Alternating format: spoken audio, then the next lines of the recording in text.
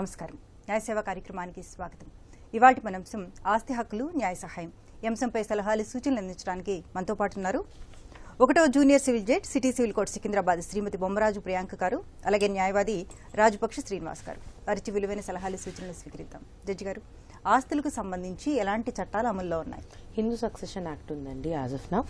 So దాంట్లో 3 type of ప్రాపర్టీస్గా divide అవుతాయి. Self acquired property, ancestral property, joint family property. So దాంట్లో basing on the category of the property మనకి property అనేది పార్టీషన్కి ఎలా ఉంటుంది, ఏముంటుంది అని ఉంటుంది. ఓకే, అంటే వారసత్వంగా వచ్చే ఆస్తుల్ని ఎలా విభజించుకోవాలంటారు? ఇప్పుడు వారసత్వంగా వచ్చిన ఆస్తులని కూడా అంటే ఇట్స్ లైక్ అది క్లాస్ 1, క్లాస్ 2, ఆగ్నెట్స్, కాగ్నెట్స్ అన్నట్టు ఉంటుందండి.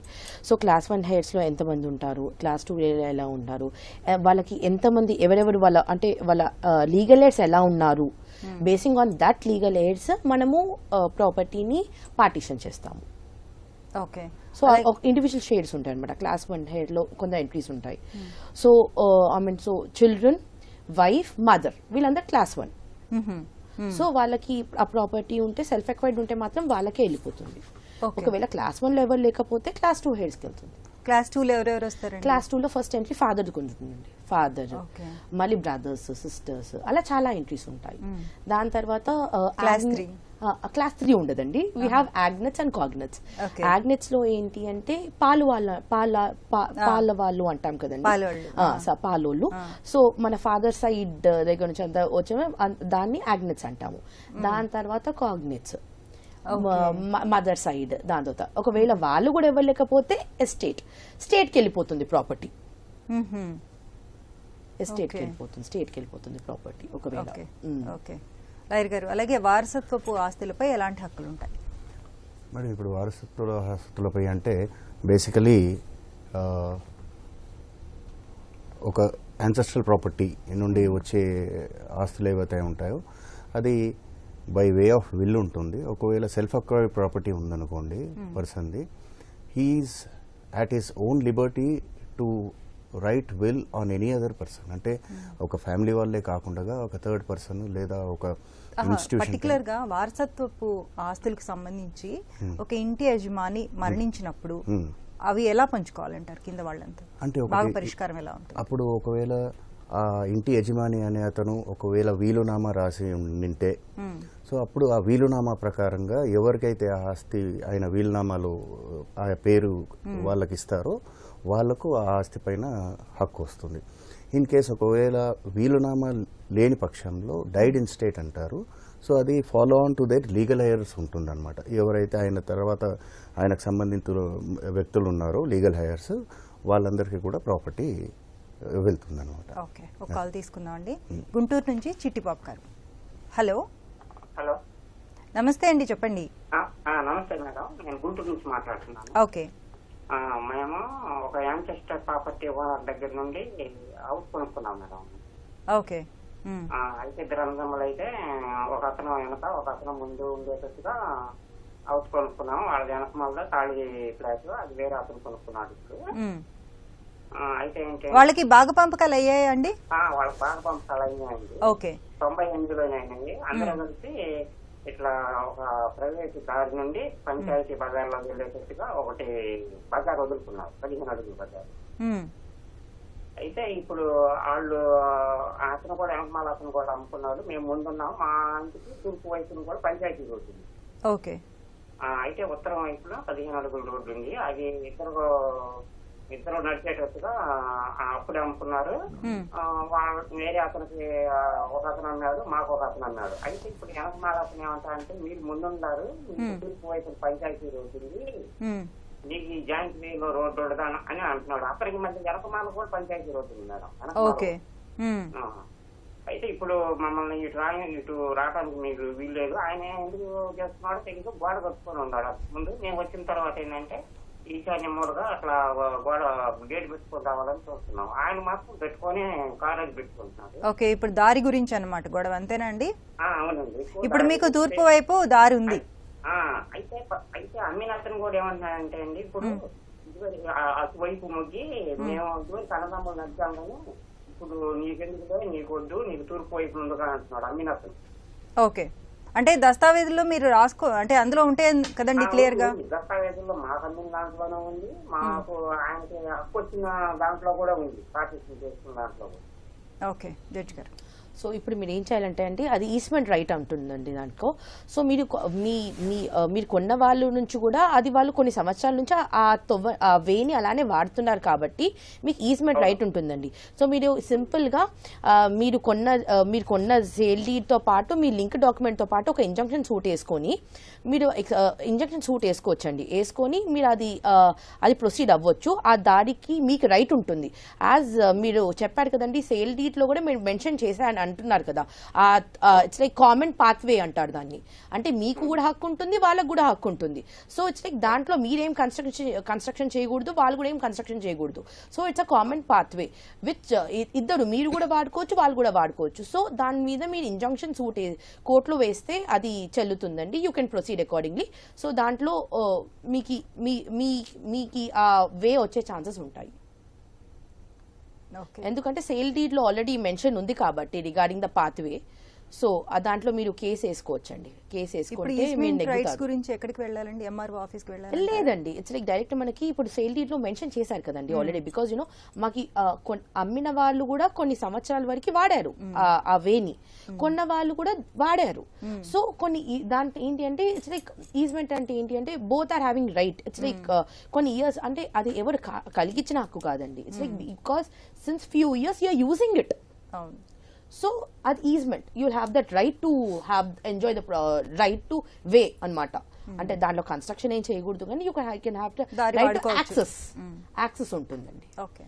సో ఇంజంక్షన్ సూట్ వేసుకుంటే తను హీ కెన్ ప్రొసీడ్ అకార్డింగ్లీ. మరో కాల్ తీసుకుందాం అండి. వరంగల్ నుంచి వీర బ్రహ్మేంద్రచారి గారు. హలో హలో హలో ఉన్నామండి. నమస్తే అండి, చెప్పండి. నమస్తే అండి, చెప్పండి. హలో చారి గారు, మీ సమస్య ఏంటో చెప్పండి. మీకు చెప్పండిరా ఇప్పుడు? అవునండి. నేను రిటైర్డ్ టీచర్ను. నాకు 4 కొడుకులు, ఒక బిడ్డ. ఓకే. మా నాన్న నుండి ఒక 20 గుంటల ఆస్తి వచ్చింది. నేను కొంత సంపాదించిన. అయితే అందరికి పెళ్లిళ్ళు అయినాయి. ఓకే. ఈ 3వ కోడలు నాపై 2011 నుండి మహిళా పోలీస్ స్టేషన్ లో కేసు పెట్టుకుంటూ నాకు ఆస్తి పంచేయాలి, నీకు సంబంధం లేదని వాళ్ళతోనే అరాచ్మెంట్ చేయించుకుంటూ 2011 నుండి ఇప్పటి వరకు చేసిందండి. ఏం కేసు వేశారండి? అయితే మహిళా పోలీస్ స్టేషన్ లో పోతే వాళ్ళు ఏమంటారు, ఆమెకు ఆస్తి పంచేయమంటారు. నన్ను ఎవరు కేర్ చేయట్లేదు, కొట్టించింది కూడా. ఓకే. అయితే అప్పులు చేసింది కొన్ని. ఆ అప్పులు తీరాలంటే ఈ ఆస్తి పంచేయాలని పెద్ద మనుషులు పోలీసులు నన్ను హరాస్మెంట్ చేస్తాను. అయితే నేను ఒక కాగితం రాసిచ్చిన వాళ్ళకు ఒక కాగితం రాసిచ్చిన, ఏమని ఆస్తికి ఇది అని ఇచ్చిన, బలవంతం చేస్తే తర్వాత మొన్న 4వ తారీఖు, పోయిన నెల 4వ తారీఖు వకీల్తోని వీలునామా రాయించిన.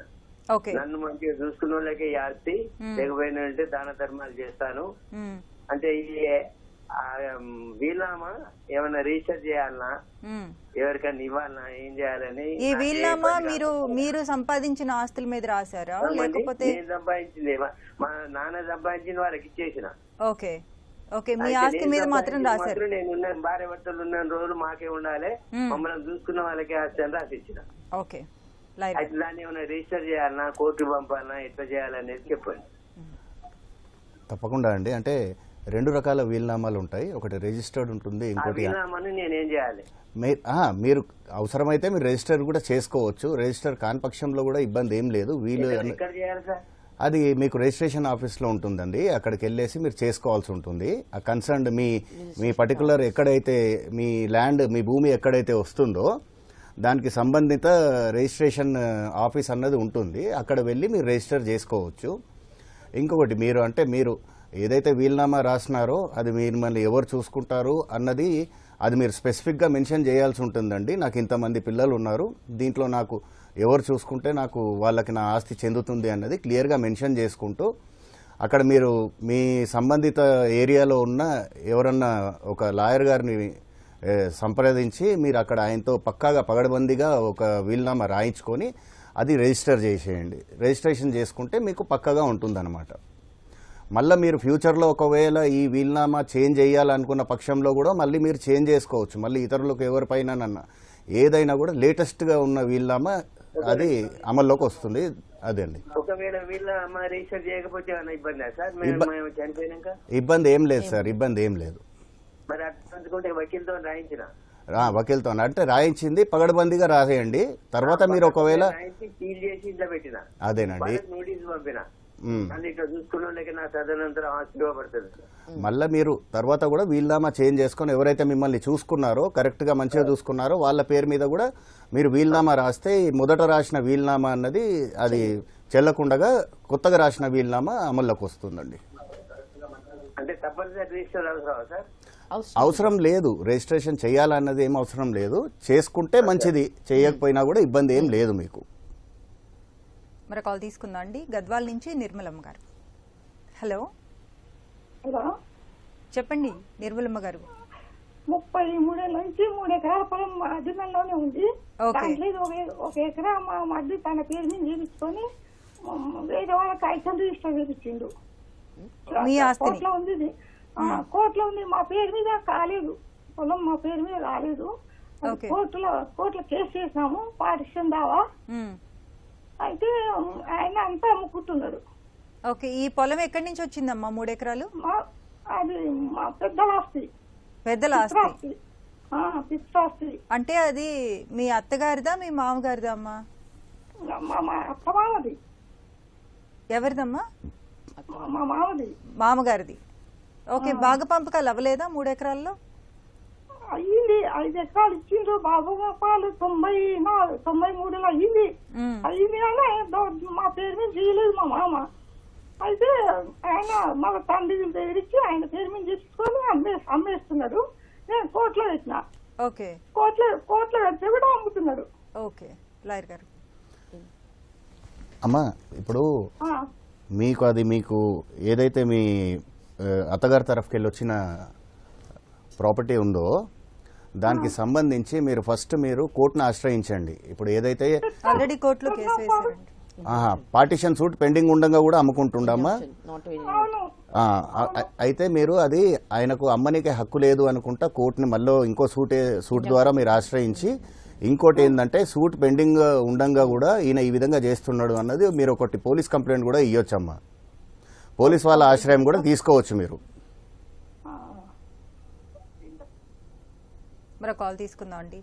అరుణ్ కుమార్ గారు ప్రకాశం జిల్లా నుంచి. హలో. హలో, నమస్తే మేడం. నమస్తే అమ్మా, చెప్పండి. మా నాన్నగారు చనిపోయారండి. చెప్పండి. హలో, చెప్పండి, వినిపిస్తోంది. మా నాన్నగారు చనిపోయారండి. చనిపోయినప్పుడు వీలునామా ఏమి రాయలేదు మాకు. ఓకే. తమ్ముడు ఉన్నాడండి, వాడు నా మీద అరెస్ట్ చేస్తున్నాడు. ఇంటికి తాళాలు కూడా వేసేస్తే పోలీసు ద్వారా తాళాలు తీపిచ్చాను. ఇప్పుడేమో ఉన్న ఆస్తి కూడా మీకు రానివ్వనని చెప్పేసి అర్థం తిరుగుతున్నాడు మేడం. ఓకే. ఈ ఆస్తి ఎక్కడి నుంచి వచ్చిందమ్మా మీ నాన్నగారికి? మా నాన్నగారికి వాళ్ళ నాన్న వాళ్ళ తాతల ఆస్తులు మేడం. ఓకే. ఆ ఇల్లు ఏమో అమ్మగారి పేరు మీద ఉంది. ఇద్దరు నేనే చూశాను కాబట్టి ఆ ఇల్లు నాకు ఇచ్చారు మేడం. ఇప్పుడు మీ అమ్మగారు ఉన్నారా అమ్మా? లేదండి, అందరూ చనిపోయారు. నాకు భర్త లేడు, కొడుకు కూడా చనిపోయాడు మేడం. నేను ఒక్కదాన్నే, కూతురు ఉంది మేడం. మీ అమ్మగారు మీ పేరు మీద రాశారా ఇల్లు ఏమన్నా? రాయలేదు మేడం. ఓకే అమ్మ, మీరు ఇమీడియట్లీ ఒక పార్టీషన్ సూట్ వేసుకోండి అమ్మా. పార్టీషన్ సూట్ వేస్తూ ఎన్ని ప్రాపర్టీస్ అయితే మీ అమ్మగారు నాన్నగారి పేరు మీద ఉన్నాయో అవన్నీ చూపిస్తూ పార్టీషన్ సూట్ వేయండి. సో మీరు చెప్పినట్టుగా మీరు మీ బ్రదర్ ఇద్దరే లీగల్ ఎయిడ్స్ కాబట్టి ఆ ప్రాపర్టీని మీ బ్రదర్ కి ఈక్వల్ గా డిస్ట్రిబ్యూట్ అవుతుంది. సో ఇమీడియట్లీ ఒక మంచి లాయర్ ని కన్సల్ట్ అయ్యి ఒక పార్టీషన్ సూట్ వేసుకోండి అమ్మా. ఇల్లు కూడా పడగొడతానంటున్నారు మేడం. అదేమా, అదంతా వాళ్ళు ఫర్దర్ స్టెప్స్ ముందుకు ప్రొసీడ్ అయ్యే ముందే మీరు ఒక్కసారి పార్టీషన్ సూట్ వేసేసుకోండి. పార్టీషన్ సూట్ వేస్తే మీకు కూడా హక్కులు ఉంటాయి. సో మీ ఆ ప్రాపర్టీ అనేది ఈక్వల్ గా డిస్ట్రిబ్యూట్ అవుతుంది. త్రూ కోర్ట్ చేసుకోండి. పార్టీషన్ సూట్ వేస్తుంది. జడ్జి గారు, ఈవిడికి మ్యారేజ్ అయింది కానీ పిల్లలు లేరు అని చెప్పారు. హస్బెండ్ కూడా లేరు, పిల్లలు లేరు, పాప ఉందని చెప్పారు కదండి. ఓకే. సో ఇర్రెస్పెక్టివ్ ఆఫ్ దీనికి పిల్లలు ఉన్నా లేకున్నా ఏం సంబంధం లేదండి. It's like she'll be having a right. Okay. మరో కాల్ తీసుకుందాం అండి. హలో. ఖమ్మం నుంచి సంతోష్ కుమార్ గారు. సంతోష్ కుమార్ గారు నమస్తే అండి, చెప్పండి. Madam good morning. Good morning అండి. మేడం నేను ఖమ్మం నుంచి మేడం. ఓకే. అయితే చిన్న ఇష్యూ మేడం. ఇప్పుడు మా 4 కొడుకులు మేడం. ఓకే. అయితే మా అంటే బాయిలు అవుతారు కదా మేడం నాకు, బాబాయిలు పెదనాన్నలు. అవును. వాళ్ళు ఏం చేస్తారంటే ఇప్పుడు మా తాతగారి మీద ఉన్న పొలము వేరే వాళ్ళ తమ్ముడు కొడుకు పేరు మీద ఆయన ఎక్కించుకున్నాడు మేడం విఆర్ఓలతోటి. ఓకే. దీనికి ఎలా మేడం, ఆయన ఇప్పుడు కుల పంచాయతీ అవి పెట్టించి ఎందుకు ఎక్కించారు అంటే ఏదేదో రీజన్ చెప్తున్నాడు మేడం. అంటే అది ఎవరి పేరు మీద ఉందండి? ఆస్తి ఎవరి పేరు మీద ఉంది అసలు? మా తాతగారి పేరు మీద. ఓకే. మీ తాతగారు ఉన్నారా ఇప్పుడు? లేదు మేడం, చనిపోయారు. ఆయనకి ఎంతమంది పిల్లలండి? Madam 4 madam. 4 ఇప్పుడు అంటే ఆయనకి సంబంధం లేదు, మా తాతగారి తమ్ముడు కొడుకు పేరు మీద ఆయన ఎక్కించుకున్నాడు మేడం, మాకు తెలియకుండా. ఓకే. మీ 4కి తెలియకుండా మీ తాతగారి తమ్ముడు కొడుకు ఆస్తుల్లో వాటా తీసుకున్నారు. అవునవును మేడం. ఓకే. జడ్జి గారు. అమ్మ దీంట్లో ఇది యాక్చువల్లీ మీరు కోర్టులో ఒక కేసు వేస్తూ ఫస్ట్ ఏం చెప్పాలి అంటే ఫస్ట్ మీ తాతగారి పేరు మీద ఉన్న డాక్యుమెంట్స్ సెక్యూర్ చేసుకోండి అమ్మా. తీసుకొని ఇది ఇలా ఇల్లీగల్గా ఇలా ఏది మ్యూటేషన్ చేసుకున్నారు మా ప్రాపర్టీని అన్నట్టు ఒక కేసు వేసుకోండి ఇమీడియట్గా. సో అది క్యాన్సిలేషన్ కూడా అడగండి ఒకవేళ అది మన డాక్యుమెంట్ అయితే గిట్లా ఏంటి అది మ్యూటేషన్ అయిపోయేదాకా ఫర్దర్ ఏమైనా డాక్యుమెంట్ అయితే కూడా ఆ డాక్యుమెంట్స్ కూడా మీరు క్యాన్సిల్ చేయమని అడగొచ్చు. సో ఇమీడియట్లీ మీరు ఒక సూట్ ఫైల్ చేయండి అండ్ చెప్పండి క్లియర్గా ఏంటి ఇది మా తాతగారి ఆస్తి, ఇంత ఉంది మా ఆస్తి, దాని తర్వాత మేము ఇంతమంది బ్రదర్స్ ఉన్నాము, కానీ ఏది మా తాతగారి తమ్ముడు మా బాబాయ్ వాళ్ళ కొడుకు ఎవరో చెప్పారు కదండి, వాళ్ళు ఇల్లీగల్గా మాకు తెలియకుండా ప్రాపర్టీని వాళ్ళ పేరు మీద మ్యూటేట్ చేసుకున్నారు కాబట్టి అది క్యాన్సిల్ చేస్తూ మా ప్రాపర్టీ మాకు ఇవ్వండి అన్నట్టు మీరు ఒక కేసు వేసుకోవచ్చమ్మా. ఇమీడియట్గా కేసు ఎంఆర్ఓ గారి దగ్గరికి పిలిపించాం మేడం ఆయన్ని. ఓకే. అయితే తను రావట్లేదు. అలా అని పంచాయతీ కూడా పెట్టించాం మేడం, కుల పంచాయతీ ఉన్నారు కదా పెద్ద మనుషులు విలేజ్ లో, వాళ్ళ దగ్గర కూడా ఒక 2 times పిలిపించాం మేడం. పిలిపిస్తే ఏదేదో ఇంకా ఇష్టం అంటే సంబంధం లేనట్టు మాట్లాడుతున్నారు మేడం. ఇదంతా కాదండి, ఇట్స్ లైక్ మీరు పిలిపించారు ఎంఆర్ఓ గారిని మీరు ఆశ్రయించారు కాబట్టి ఇంకా వాళ్ళు ఏమి వాళ్ళ సైడ్ నుంచి ఏం రెస్పాన్స్ లేదు కాబట్టి మీరు ఒక సూట్ వేసుకుంటే బెటర్ అండి ఇమీడియట్ గా, ఇంకా ఫర్దర్ డిలే చేయకుండా. కోర్టు ద్వారానే కోర్టు ద్వారా అవుతుందండి అది కోర్టులో మీరు ఒక ప్రాపర్ గా లాయర్ ని పెట్టుకుని ఈ ఫ్యాక్ట్స్ ఇలా ఇప్పుడు చెప్పారు కదా విత్ ప్రాపర్ డాక్యుమెంట్స్ తో పాటు ఎక్స్ప్లెయిన్ చేస్తూ కోర్టులో ఒక దావా వేయండి. మీరు కాల్ తీసుకుందాం అండి. శ్రీరాములు గారు కొవ్వూరు నుంచి. హలో నమస్తే అండి, చెప్పండి. ఇది మా నాన్నగారు ఎక్స్పైర్ అయ్యారు మేడం. ఓకే. మా నాన్నగారు వడ్డీ పంట కింద 2 లక్షలు తీసుకున్నారు మేడం. ఓకే. అంటే మనం వడ్డీ కట్టలేదండి, ఇంట్రెస్ట్ కి తను పండించుకుంటాడండి పొలం. అది 2 సంవత్సరాలు అనుకున్నారండి, అలాగే ఇంచుమించు 15 సంవత్సరాలు అయిపోయింది మేడం. ఓకే. నాన్నగారు ఎక్స్పైర్ అయిపోయారు, నాన్నగారు అమ్మగారు ఎక్స్పైర్ అయిపోయారు. డాక్యుమెంట్ రాసుకున్నారండి ఏమన్నా? అప్పుడు రాసుకున్నారండి. ప్రతి సంవత్సరం రాస్తున్నారా? అదే కొత్తగా ఎప్పటికప్పుడు ఎక్స్పైర్ అయిపోయినప్పుడల్లా రాసుకున్నారండి. రాసుకుంటే ఇప్పుడు నాన్నగారు చనిపోయిన తర్వాత తను కేసు వేసాడండి. ఒక 4 చేత డిఫరెంట్ పర్సన్స్ తో నోటు మీదనే కేసు వేసాడండి. ఓకే. అన్ని నోట్లు ఉన్నాయా మీ దగ్గర? అన్ని నోట్లు ఉన్నాయా? ఫస్ట్ నుంచి రాసుకున్నవన్నీ ఉన్నాయా మీ దగ్గర? ఒక్క నోట్ ఉంది మేడం. ఓకే. లాయర్ గారు, అంటే ఇప్పుడు ఈ నోటు మీరు రాసుకున్నది ఏ సంవత్సరం దండి? ఎన్ని సంవత్సరాలు పాతది అది? ఇది 2021 అండి. 2021. కేసు ఏమని వేసారండి? కేసు అదే ఇవ్వాలి, 20 లక్షలు ఇవ్వాలి, మా దగ్గర డబ్బులు తీసుకున్నారు అని చెప్పి మాకు 2 ఎకరాలు ఉంటే ఆ 2 ఎకరాలని కోర్టులో పెట్టి ఆఫ్ చేశారు మేడం. ఓకే. ఇప్పుడు ఆ 2 ఎకరాలు ఎవరి పేరున ఉన్నాయండి? అది నాన్నగారి పేరు మీద ఉందండి. మీ నాన్నగారి పేరు మీదనే ఉంది కదండి? యాక్చువల్ గా కరోనాలో చనిపోయారండి నాన్నగారు, సెకండ్ కరోనాలో సడన్ గా. దాని గురించి ఇంకా అప్పటి నుంచి దాన్ని ఏం చేయటాక అవ్వలేదండి. అప్పుడే వెంటనే చనిపోయిన 4 రోజులకి వేస్తారండి. మనం కన్సల్ట్ చేస్తే కొన్ని మనమనే డబ్బులు ఇచ్చేస్తామని చెప్పాము. ఒప్పుకోవట్లేదండి. సరే, ఇప్పుడు మీ నాన్నగారు ఆస్తికి సంబంధించిన కాగితాలు అవి పత్రాలు ఎక్కడ ఉన్నాయి? మీ దగ్గర ఉన్నాయా? నా దగ్గర ఉన్నాయి సార్. మీ దగ్గర ఉంటే ఒక పని చేయొచ్చండి మీరు. ఇప్పుడు ఆయన కోర్టులో ఏం కేసు వేసినా కూడా పర్వాలేదు. ఇది మీరు లీగల్ ఎయిర్గా ఒక లీగల్ ఎయిర్ సర్టిఫికేట్ కోసం అప్లై చేసుకున్నారా మీరు కోర్టు ద్వారా? అప్లై చేసుకున్నాను. వచ్చిందండి మీకు? వచ్చిందండి. దాన్ని బేస్ చేసుకుంటూ ఈ ప్రాపర్టీకి మీరు అని చెప్పేసి దాని మీద ఒక ఇంజంక్షన్ సూట్ వెయ్యండి. ఇది చెల్లదు అని చెప్పేసి, ఎందుకంటే మీ నాన్నగారు అప్పుడు ఇచ్చిన దానికి అది చెల్లుబాటు అయిపోయింది, ఇది చెల్లదు, ఇది 2021లో జరిగింది అని చెప్పేసి మీరు కోర్టులో వేసుకొని చేయొచ్చండి. మీరు సపరేట్గా ఒక సూట్ వేసుకోండి. హైదరాబాద్ నుంచి దేవయ్య గారు. హలో హలో మేడం నమస్కారం. నమస్తే అండి, చెప్పండి. నేను కాచిగూడ అంబర్పేట నుంచి దేవయ్య మాట్లాడుతున్నా మేడం. ఓకే అండి. మేడం మా డాడీకి 2 భార్యలు మేడం. నేను ఫస్ట్ భార్య కొడుకుని. ఓకే. అయితే నేను ఒకటే కొడుకుని. మా అమ్మ మా డాడీ నేను చిన్నగా ఉన్నప్పుడే 3 నెలల లోపల గొడవడి మా అమ్మని కొడితే చనిపోయింది మేడం. అమ్మ చనిపోయింది. అయితే నన్ను చూడలేదు, ఎవరికన్నా అమ్మేస్తాం ఇచ్చేస్తామంటే మా మేనమ్మ తీసుకొచ్చి నన్ను చాడుకున్నాడు. ఓకే. అమ్మమ్మ వాళ్ళు ఉండే ఊర్లో. అయితే మా డాడీ నన్ను చూడలేదు, వేరే మ్యారేజ్ చేసుకున్నాడు. ఓకే. చేసుకున్నాక ఆయన కొడుకు లేరు, 4 ఆడపిల్లలు. 4 ఆడపిల్ల అయినాక ఆయన దుబాయ్ వెళ్ళిపోయాడు మేడం. ఓకే.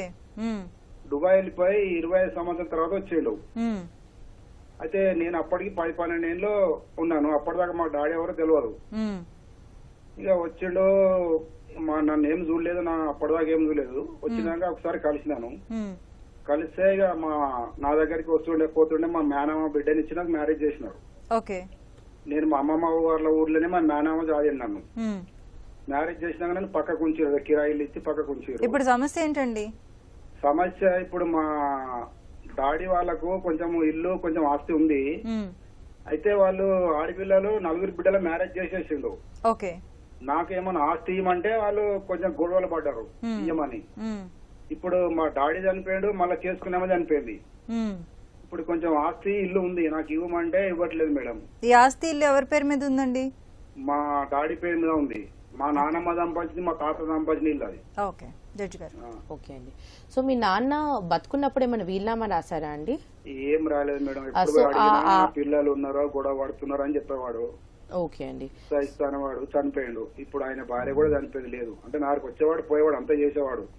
ఆడపిల్లలు కూడా నాకు ఎప్పుడు వస్తారు పోతారు. ఈ మధ్యలో ఇక మా డాడీ చనిపోయినప్పుడు నాకు చెప్పలేదు. నాకు వేరే దారి తెలిస్తే నేను పోయినాను. పోయేవారికే సగం దూరం తీసుకెళ్లినారు. అయినా చావు చేశాను. ఇక నన్ను అక్కడ ఉండక నేను ఇక్కడ వచ్చి సాగు దినాలు ఇక్కడ చేసుకున్న హైదరాబాద్ లో. అప్పటి నుంచి వాళ్ళు మాట్లాడలేదు. నేను ఇల్లు గిట్లా అడిగితే మేమెందుకు ఇస్తాం నీకు అంటున్నారు మేడం. లేదండి, అది మీరు చెప్పినట్టుగా అది మీ తాత నాన్నమ్మ వాళ్ళ ఆస్తి కాబట్టి మీకు కూడా హక్కు ఉంటుందండి. మీతో పాటు ఆ అమ్మాయి వాళ్ళకు కూడా హక్కు ఉంటుంది. సో మీరు ఒక కోర్టుని ఆశ్రయించి ఒక పార్టీషన్ సూట్, ఒక పార్టీషన్ దావా వేస్తే మీకు మీ ఆ ప్రాపర్టీలో రైట్ మీకు ఉంటుందండి. కోర్టుకి వెళ్ళాలండి. కోర్టుకి వెళ్ళాలి, లాయర్ దాకా కోర్టుకి వెళ్ళి మీరు కేసు వేస్తే అది ప్రాపర్ గా ఉంటుంది. అది వీలునామా ఏమీ రాయలేదు కదండి. వీలునామా ఏం రాయలేదు కదండి. బట్ యూనో అందరికి వాటా వస్తుంది. 4 అమ్మాయిలతో పాటు ఈ అబ్బాయి కూడా వాటా వస్తుంది. మొత్తం 5 వాటాలు వస్తాయి. ఓకే, మరో కాల్ తీసుకుందాం అండి. గుంటూరు నుంచి శ్రీనివాస్ గారు. హలో శ్రీనివాస్ గారు, నమస్తే అండి, చెప్పండి. శ్రీనివాస్ గారు నమస్తే అండి, చెప్పండి.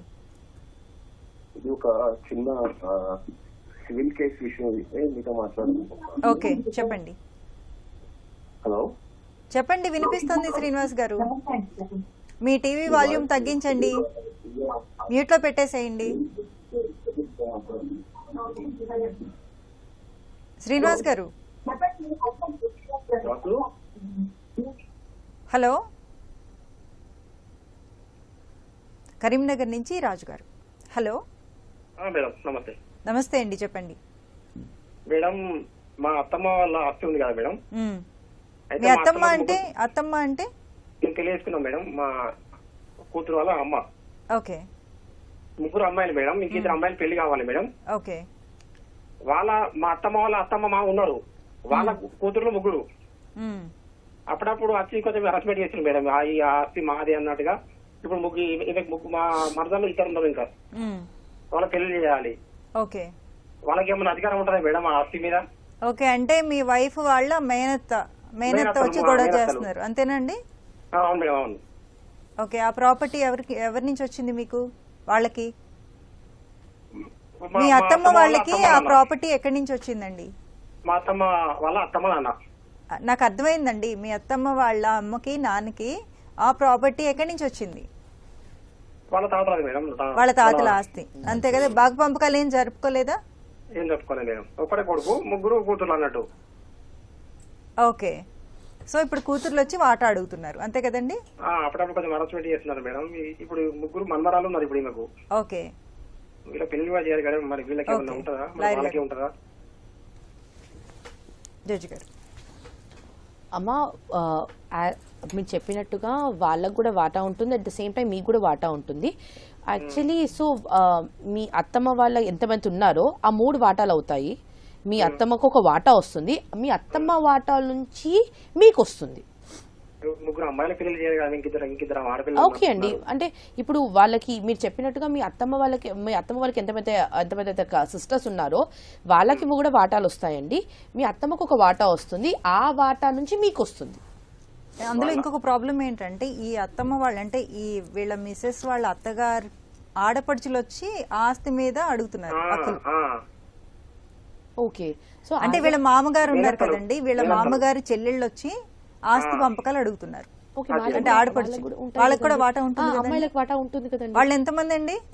వాళ్ళు ముగ్గురు మేడం, వాళ్ళ పెళ్లి అయిపోయినా వాళ్ళ పెళ్లి 20 ఏళ్ళు అయితే మేడం. ఓకే, వాళ్ళు ముగ్గురు ఉన్నారు. సో ఆ ముగ్గురు ఇప్పుడు వచ్చి వాటా అడుగుతున్నారండి, బాగా పంపకాలు చేసుకోలేదు కాబట్టి ఉంటుందండి. సో వాళ్ళ ముగ్గురు ప్లస్ వీళ్ళ ముగ్గురు వీళ్ళ అత్తగారు మొత్తం 7గురికి. లేదు, ఇప్పుడు ఏంటి అంటే ఇప్పుడు వాళ్ళకి 3 ఉన్నారు కదా, అయితే వాళ్ళ బ్రదర్ ఎంతమంది ఉంటే సిస్టర్స్ వాళ్ళకి ఈక్వల్ గా వస్తుంది షేర్.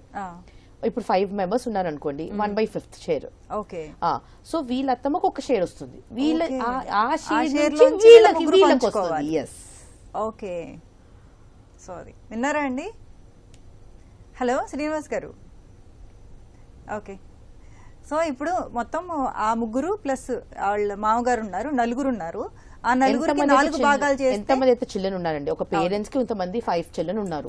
ఆ 5 చిల్డ్రన్ కి ఇర్రెస్పెక్ట్ ఆఫ్ సన్ ఆర్ డాటర్ అందరికి ఈక్వల్ షేర్ వస్తుంది. సో వీరే చెప్పిన వర్జన్ ఏంటి, దాంట్లో వీళ్ళ అత్తమ్మ ఒక్కడు కదా, తనకి 1 షేర్ వస్తుంది, ఒక వాటా వస్తుంది, ఆ వాటా నుంచి వీళ్ళకి వస్తుంది. ఓకే, సో మళ్ళీ వీళ్ళ అత్తమ్మ కాకుండా ఇంకెవరు ఉంటే మళ్ళీ వాళ్ళకి కూడా ఇంకొక వాటా వెళ్తుందండి. సో ఎంతమంది ఉంటే ఎంతమంది. Okay, thank you so much అండి. ఇప్పటివరకు మనం ఆస్తి హక్కులు న్యాయ సహాయం అంశంపై సలహాలు సూచనలు స్వీకరించాం. వచ్చే శనివారం 9 గంటల 30 నిమిషాలకు న్యాయ సేవ కార్యక్రమంలో మళ్ళీ కలుసుకుందాం. అంతవరకు సెలవు, నమస్కారం.